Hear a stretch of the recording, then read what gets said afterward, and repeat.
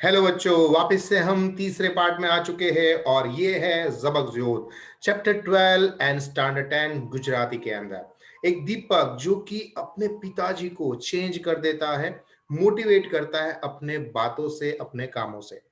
तो दीपक आराम कर रहा है और तभी दूर से एक पूरा का पूरा ग्रुप, एक सरघस निकलता है एंड उसके अंदर एक गाना चल रहा है। गीत का ध्वनि कुछ इस प्रकार से है।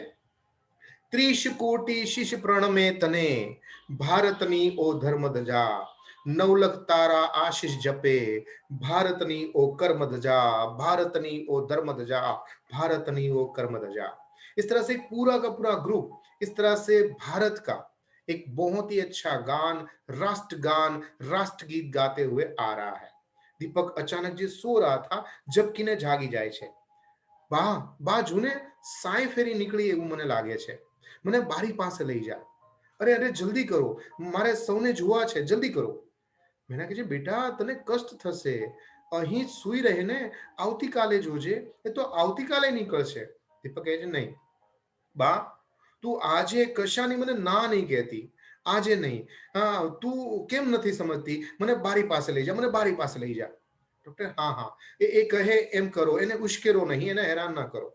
સો એનો ખાટલો અને કે એનો જે પલંગ જે છે એ ઉચકી અને પશ્ચિમ બાજુમાં જે ઝરૂખો બાલ્કની છે તે બાજુ મેના એને છાતીની સાથે આમ ટેકવી અને દીપકને બેઠો કરે છે। નીચેથી એને મશાલો અને પ્રકાશના ગીતોની અંદર ઉત્તેજિત થયેલું એનું મોઢું જોઈ અને ચમકી ઉઠે છે। આગળ વાનર અને માંજર, માંજર એટલે થાય બિલાડી અને વાનર એટલે બંદર, એની સેનાની મેળ વિનાની પગલીઓ પડે છે। પાછળની સાઈડમાં નર અને નારીઓના બુલંદ અવાજોમાં ગીત ગાય છે। વ્યોમતણી ફરકત પતાકા હિમ ડુંગરની દંડ સંસ્કૃતિના જગચોક મહી ધ્વજ છરકે પડ છંદ ભારતની ઓ ધર્મ ધજા ભારતની ઓ ધર્મ ધજા ભારતની ઓ કર્મ ધજા। દીપક મેનાની આંખોમાં એક ટશે જોઈ રહી છે। બાજુને કેટલું સરસ ગીત ગાય છે ને, મને નથી આવડતું, બા તને આવડે છે, તને આવડતું તું ગાને। ઉછળી અને માં એને એક ચૂમી ભરી લે છે। નીચેથી આવતા લોકોનો અવાજની સાથે મેના પણ જોડાય છે અને મેનાબેન ગાય છે ને ઝંડા ને ગાંધીજીએ સ્ફટિક ધવલથી સ્ફટિક હૃદયથી ધવલ કીધો ને ઝંડા ને ભગત જતીને રુધિર રંગથી રંગ દીધો લીલા શાંતિ તણાને જાને ભારતની ઓ ધર્મ ધજા ભારતની ઓ કર્મ ધજા। સરસ મજાની વાત આ ગીતની અંદર કદી છે કે ગાંધીજીએ પોતાના સ્વચ્છ હૃદય દ્વારા એને સફેદ બનાવ્યો છે, તો ભગતજી શહીદ ભગતસિંહે પોતાના રુધિર લાલ રંગથી એને સરસ મજાનો લાલ બનાવ્યો છે।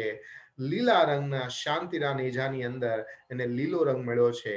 આમ સરસ મજાની રાષ્ટ્રધ્વજની વિશે આ વાત કરી છે। નીચે વાનર સેના દીપકની જય દીપકની જય એમ ગર્જના કરી ઉઠે છે અને સૌ ત્યાંથી પસાર થઈ જાય છે। દીપક પૂછે બા આ કોની જયકાર કરી રહ્યા છે, કોની જય પુકારે છે। મીના કહે છે બેટા તારી, દીપક તારી। દીપક કોણ બેટા, તું, તે તારી ધજા ચડાવો ને તે આ જો માથું વધેર્યું ને તેના કારણે તારી જય જયકાર કરે છે। જો વધેર્યું શબ્દ વાપર્યો છે, વધેરવું, નાળિયેર હોય ને તેને આપણે મંદિરમાં લઈ જાય તો ને વધેર્યું કહેવાય, એને ફોડ્યું ના કહેવાય। કોઈ ઝઘડાની અંદર કોઈ તમને સળિયો માર્યો હોય તો માથું ફૂટી ગયું, ત્યાં વધેર્યું શબ્દ નહીં વાપરાય। કેવા સરસ મજાના શબ્દો શ્રી કૃષ્ણ જેઠાલાલ શ્રીધરાણીએ સરસ મજાનું ગીત પણ એમને મૂકેલું છે, મજા આવે સમજાવવાની અને મજા આવે સમજવાની। આમ કીધું છે કે બેટા તે આ તારું માથું વધેર્યું ને એટલા માટે તારો જય જયકાર કરે છે। દીપક કહે છે તે બા ધજા ચડાવે તેનો જય બોલાવે એમ, તો એક કામ કર ને તુંય ચડાવ ને, હું ઉર્મી અને સુંદર અમે ત્રણેય તારો જય જયકાર બોલાવીશું। હે મેના દીપકને ચૂમી લે છે। દીપક ફરીવાર આકાશ તરફ જોઈ રહે છે। બા જોને આ તારાઓ મારી સામે આમ આંખો પટપટાવે છે, મારે છે ને આજે 9 વાગે ફરવા જવાનું છે, એની મને તું યાદ દેવરાવજે હા, અને તું આવીશ ને માં। મીનાબેન કે હા બેટા હું આવીશ, હવે તું સૂઈ જા। ફરીવાર દીપક આકાશની આંખોની અંદર આંખો પરવે છે અને દીપક કહે છે બા આકાશમાં તારા ઉગે તો ઓરડામાં કેમ નહીં ઉગતા હોય હે? બા બંગલા ઉપર વાવટો ચડાવીએ તો ઓરડામાં તારા ઉગે હે? આપણે એમ કરીએ. મેનાબેનની આંખોમાં બે આંસુ સરી અને દીપકના ઝુલ્ફોની અંદર, લટોની અંદર અટવાઈ જાય છે. બા મને ઊંઘ આવે છે, હું સુઈ જાઉં છું.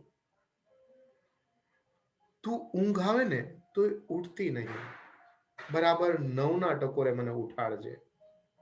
અને તમે, તું, ઉર્મી, સુંદર, તમે બધા તૈયાર રહેજો. હા, મેનાબેન કે છે બેટા હવે તું સુઈ જા, ને સુવડાવે છે. સર અમલ દેરાસરી પાસે જઈ એનું માથું પંપાળવા લાગે છે. તેની આંખોમાં આંસુ સમાતા નથી અને દીપક ફરીવાર જાગી જાય છે. બા, બપોરે ઉર્મી મને એમ કહેતી હતી કે પાટામાંથી મારું માથું ખૂબ જ સરસ લાગે છે. એક કામ કરીને પેલો અરીસો, દર્પણ, મિરર છે ને, મિરર એ અહીંયા લઈ આવો ને, મારે જોવું છે. સર અમલ દેરાસરી તરત જ તે મિરર એની સામે રાખે છે. દીપક મોઢાની સામે ધરતા દીપક અરીસામાં જોઈ રહ્યો છે. એની આંખો એમાં ચમક લાગે છે. બાજુને અમારો પાટો એકદમ રાષ્ટ્રધ્વજ જેવો નથી લાગતો? મારા લોહીનો રંગ લાલ, કાપડનો રંગ સફેદ અને લીલા રંગ જેવા થોડા મારા વાળો, હે ને? રેટિયા તો કેટલી વાર કહ્યું તો બાપુજોને લાવી જ નથી આપતા. જો રેટિયો આપણા ઘરમાં હોય તો ગાંધી બાપુએ કીધું છે એમ હું પણ કરું ને. પણ મારા પિતાજી, બા તું કહે ને બાપુને કે ઘરમાં રેટિયો લાવવા દે, અને રોજ કરતા જાઓ લઈ જાઓ તમારો અરીસો પિતાજી અહીંથી, મારે નથી જોવો તમારો અરીસો. સર અમલ દેરાસરી તેની પાસેથી અરીસો લઈ જાય છે. થોડી વાર વળી પાછી શાંતિ પથરાય છે. દીપક ફરી વાર આંખો ઉઘાડે છે. બા હું ફરવા જાઉં છું ને તો એક કામ કરજે. હા, તું ગાંધીજીને છે ને જેલમાં કાગળ લખજે અને એમાં લખજે કે દીપક ફરવા ગયો છે. પણ એવું પણ લખજે હા કે દીપક જ્યાં હશે ને ત્યાં આ વાવટો છે ને એ ફેરાવતો રહેશે. મીરાબેન કે હા બેટા, હું જરૂર લખી આપીશ. હવે તું શાંતિ રાખ અને સુઈ જા. હા, હવે હું સુઈ જાઉં છું. બરાબર 9ના ટકોરે હા મને જગાડજે. દીપક આંખો મીચી જાય છે. સુનકાર પથરાઈ જાય છે. દીપકની છાતી ધમણની જેમ ધક ધક ધક ધક ધક ધક પડવા લાગે છે. સર અમલ દેરાસરી એની પાસે જઈ અને જુએ છે. ઊંઘી ગયો લાગે છે. મેનાબેન કે છે હા, પણ આંખોમાંથી આંસુની ધારા વહેવા લાગે છે. ડોક્ટર કહે છે મેનાબેન, ઈશ્વર પર શ્રદ્ધા રાખો. તમે જેણે સર્જાયો છે તેનું સંરક્ષણ જરૂર કરશે. મેનાબેન કહે છે ડોક્ટર સાહેબ, હા, તમારે દીકરો છે? ના મેનાબેન. તો બસ શાંતિ રાખો.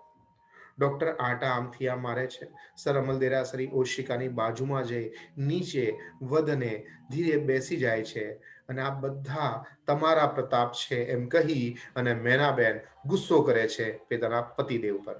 સર અમલ દેરાસરી કહે મેના, પણ તને એમ કહેવાનો અધિકાર છે, પણ જો તું મારા મનની સ્થિતિ જાણતી હોત તો. આંસુ લૂંટતી, મારે તો હવે મન જેવું કશું રહ્યું જ નથી. હા સંભવ છે મેના.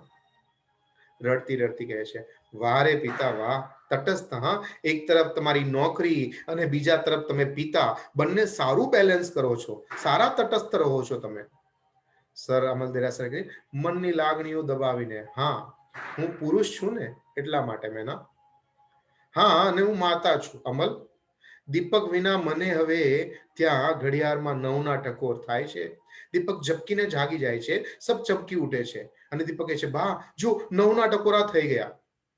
ચાલો ચાલો ચાલો હવે ફરવા ઉપડવાનું છે. પછી બા મેં વિચાર ફેરવી નાખ્યો છે. હા, મેં એકલા જવાનું નક્કી કર્યું છે. એ રસ્તા પર એકલા જવું સારું.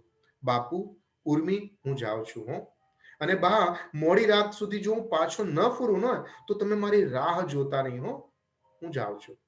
થોડી વાર પછી બા એ કહે છે કે બા ગાંધીજીને જેલમાં કાગળ લખવાનું ભૂલતી નહીં. હા. દીપક આંખો મીચી દે છે. મેના બે બાકડી થઈને બેટા બેટા બેટા, અને એનો આખો અવાજ ફાટી જાય છે.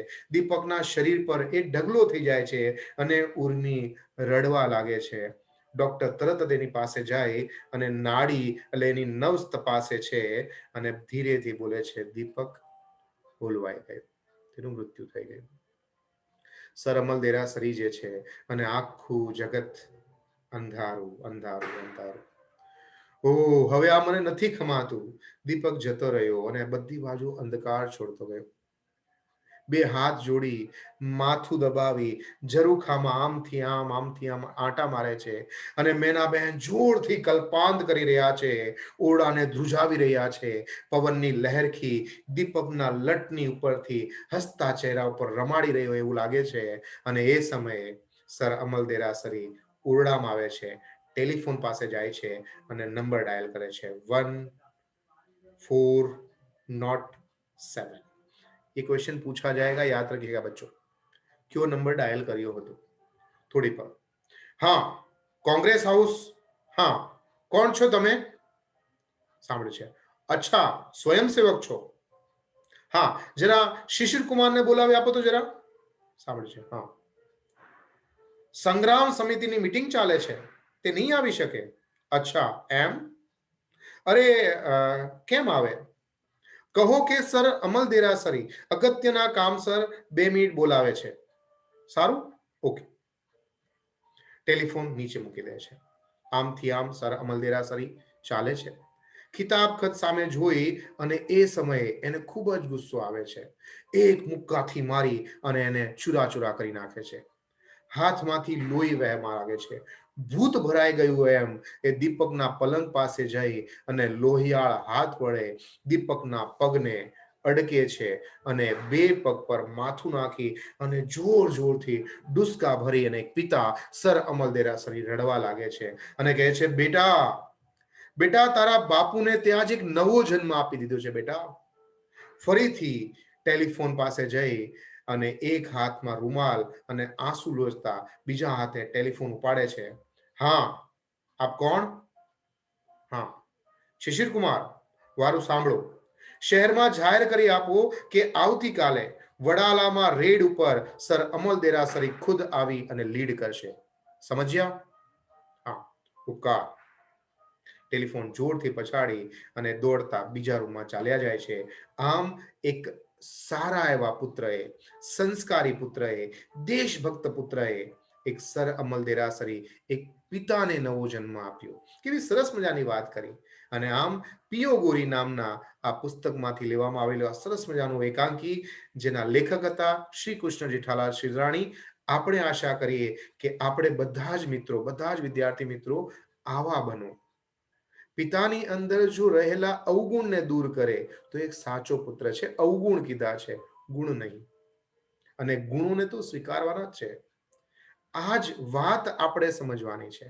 જો તમે સમજી શક્યા હશો તો આ ચેપ્ટર, હું સમજાવી શક્યો હશ તો આ શિક્ષક, અને તમે જીવનમાં ઉતારી શકશો તો તમે વિદ્યાર્થી. યાદ રાખજો, આવા ચેપ્ટર આટલા માટે જ બનતા હોય છે અને તમને આપતા હોય છે. આશા કરું છું આ નાટક, આ એકાંકી હું તમને યોગ્ય રીતે સમજાવી શક્યો હશ. પણ તે છતાં કોઈ પણ ડાઉટ હોય, નીચે કમેન્ટ્સ બોક્સની અંદર જરૂર લખજો તમારું નામ અને મને કહેશો કે કેવું લાગ્યું આ ચેપ્ટર, સમજાવી શક્યો કે નહીં. અને જો ના સમજ પડતી હોય તો પૂછજો, હું બધાને જ કમેન્ટ્સના જવાબ જરૂર આપું છું, તમે ચેક કરી શકશો. ત્યાં સુધી મને આજ્ઞા આપો. તમારો દોસ્ત, તમારો મિત્ર, તમારો ગુરુ Mahendra Joshi. Thank you very much.